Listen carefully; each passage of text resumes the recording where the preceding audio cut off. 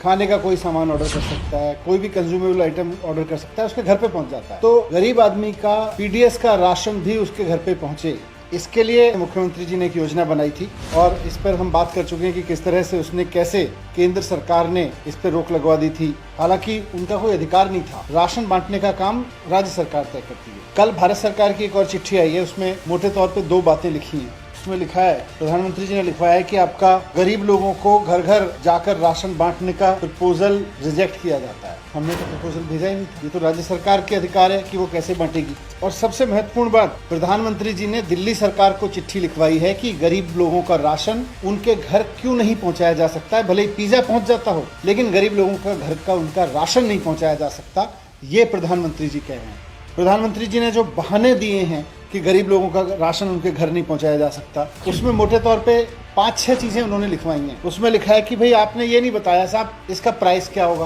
अरे आप हमसे पूछ लेते प्राइस क्या होगा, हम बता देते। हम अब बता देते हैं कि साहब जो भारत सरकार ने रेट तय कर रखे हैं उससे ज्यादा नहीं होगा, हमारी योजना में लिखा है। लेकिन आपने तो पूछा ही नहीं। जिसके घर राशन जाता है पता कैसे चलेगा उसका पता ठीक है, कैसे इंश्योर करोगे उसका पता ठीक है। कि ये जो गरीब लोग हैं ये तो पतली पतली गलियों में रहते हैं, तंग गलियों में रहते हैं, वहाँ पे राशन कैसे पहुँचाओगे। कि ये गरीब लोग तो मल्टी स्टोरी बिल्डिंग्स में भी रहते हैं, वहाँ मल्टी स्टोरी बिल्डिंग्स पे राशन कैसे पहुँचेगा।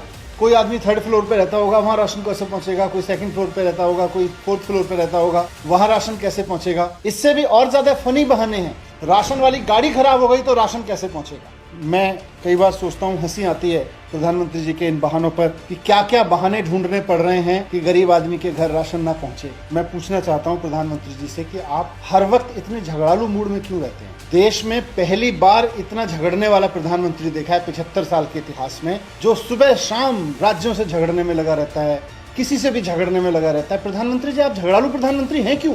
ये चिट्ठी में पढ़ रहा था तो मुझे लग रहा था कि एक दिन आप उठे होंगे सुबह सुबह, 2 दिन पहले आपने लिस्ट देखी होगी आज किससे झगड़ना है। अच्छा, आज केजरीवाल जी से झगड़ना है। मैं कहना चाहता हूँ प्रधानमंत्री जी, आप सिर्फ झगड़ने के बहाने ढूंढने के लिए इस तरह के बहाने ढूंढ रहे हैं।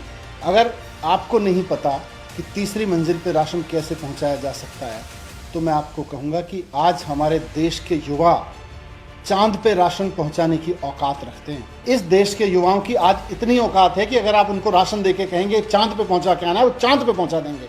आप कह रहे हो 3rd फ्लोर पे नहीं पहुंचा पाएंगे युवा।